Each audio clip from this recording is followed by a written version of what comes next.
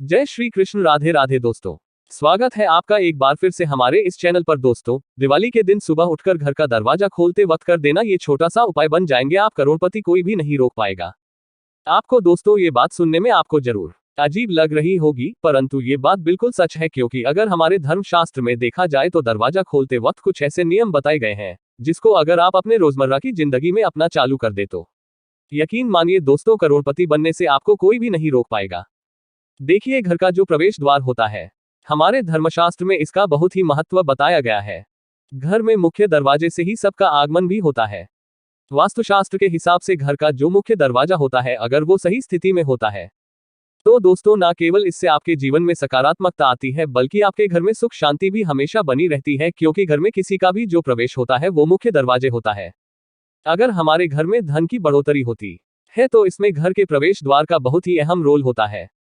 इसी तरीके से अगर आप चाहते हैं कि आपके घर पर माता लक्ष्मी जी प्रवेश करें, माता लक्ष्मी का आपके घर पर वास बना रहे, तो दोस्तों, हमारे धर्मशास्त्रों में साफ साफ बताया गया है कि घर के मुख्य द्वार को लेकर के कुछ नियमों को आपको पालन करना होगा। और अवश्य ही माता लक्ष्मी जी आपके घर पर बात करने आएंगी और आपके जीवन में आप खुद देखेंगे कैसे आपके घर पर धन की बढ़ोतरी होगी।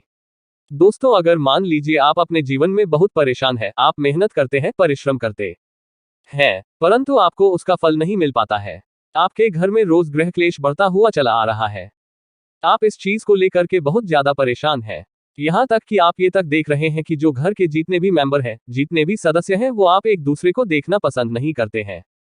उन लोगों को खुद ऐसा लगने लग गया है कि ये घर जैसे कोई है। दोस्तों, तो इन सब का मुख्य कारण क्या हो सकता है?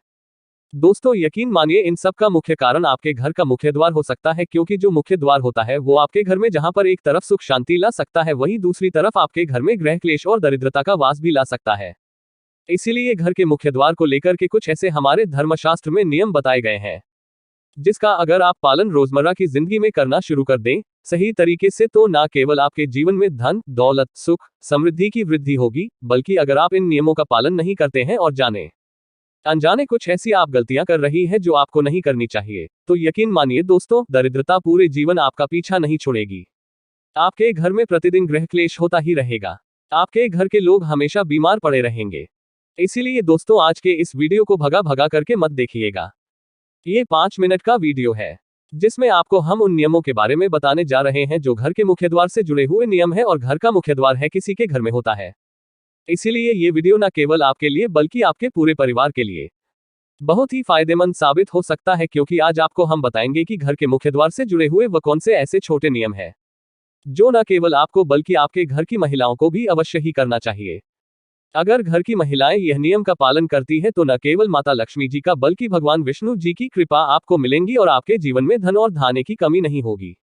इसलिए अगर आप भी चाहते हैं कि माता लक्ष्मी का आशीर्वाद वहां पे और आपके परिवार पर सदैव बना रहे, माता लक्ष्मी जी के आशीर्वाद से आपके जीवन में धन की वर्षा हो और आप अपने घर में हमेशा सुख शांति पाएं, तो दोस्तों, पूरी सच्चे मन और पूरी सच्ची इस वीडियो को लाइक कर दीजिए और कमेंट बॉक्स में लिख दीजिए जय महालक्ष्मी। और एक काम कीजिएगा, कमेंट सेक्शन में अपनी राशि डालना मत भूलिएगा, ताकि आपकी राशि के अनुसार कोई भी उपाय हमको पता चलता है, जिससे उपाय से आपको कोई लाभ पहुंच सके। अगर मान लीजिए आपके घर पर रोज लड़ाई झगड़ा हो रहा, आपके घर में सभी सदस्य जो है वो एक दूसरे को देखना पसंद नहीं करते हैं, आपके घर में लोगों में बीमारी फैल रही है और आप इस चीज को लेकर के बड़ा ही परेशान हो गए, तो कुछ आप जरूर ऐसी गलती कर रहे हैं दोस्तों, जिसकी वजह से आपके घर में इन सब परेशानियों का आपको सामना करना पड़ रहा है। तो वो कौन सी ऐसी गलतियां हैं जो कभी भी जीवन काल में आपको घर के मुख्य द्वार को लेकर के नहीं करनी चाहिए? गलतियां, अगर वो गलतियां आप कर रहे हैं दोस्तों, ये बताइए कि सुबह उठकर सबसे पहले आप क्या करते हैं? कहीं आप भी तो ऐसी गलतियां नहीं दोहरा देते हैं जो आपकी तरक्की में बाधा बन जाती है? और रात को सोने से पहले आप क्या करते हैं? तो आखिर कैसे पता चलेगा कि हमें सुबह उठकर और रात को सोने से पहले क्या करना है और क्या नहीं, और कौन सी गलतियां हम कर रही है जिनकी वजह से हमारे जीवन की परेशानियां खत्म ही नहीं होती? तो जानने के लिए वीडियो को अंत तक जरूर देखें।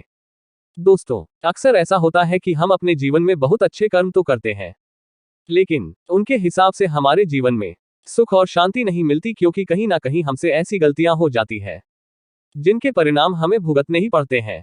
सबसे पहले हमें देखना होगा कि आखिर वह कौन सी गलतियां हैं, क्योंकि जब तक हम अपनी गलतियों को नहीं सुधारेंगे तब तक हमें अपने अच्छे कर्मों का फल भी नहीं मिलेगा। सबसे पहले ये सुनिए, जो लोग सुबह उठकर सबसे पहले आईना देखते हैं उनके जीवन में दुर्भाग्य आने लगता है, क्योंकि सुबह सुबह आईने में अपना चेहरा देखना अपनी बदकिस्मती को न्योता देने जैसा है। गुरुजी कहते हैं कि हमें सुबह उठकर सबसे पहले भगवान के दर्शन करने चाहिए। आप सभी भगवान को प्रणाम करें, आप उन्हें एक नई सुबह के लिए धन्यवाद जरूर करें।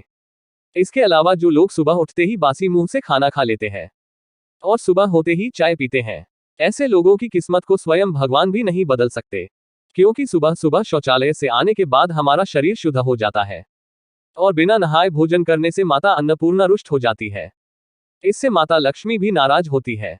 और इसे वैज्ञानिक तौर पर देखा जाए तो सुबह उठते ही बिना नहाए कुछ भी खाना हमारे शरीर के स्वास्थ्य के लिए बिल्कुल भी अच्छा नहीं है।